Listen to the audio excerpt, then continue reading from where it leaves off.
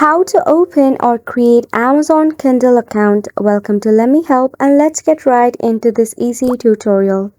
To open up or create your Amazon Kindle account, it is as simple as you think. So firstly, just search for Kindle sign in. So here's the thing, if you have already created an Amazon account for yourself, you already have yourself Amazon Kindle. Yes, as it is a sister product of Amazon, you can easily log in into your Amazon Kindle using the credential of your Amazon account. Now, once you are signed in into your Kindle, you can enjoy books and novels that is available for you in the Kindle application or the website. For that, you can search for desired book or check out the latest edition that is available for you. Now to purchase it or to have an audiobook edition, just click on the desired version of the book.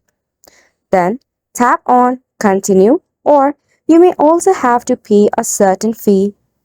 Select on Add a credit or debit card. Next, tap on Use Name on Account. Then enter the card number, card name, expiration date, and CVV. And there you have it, your very own Kindle account. And it's a wrap for the video as well. Thank you so much for tuning in. We'll see you very soon.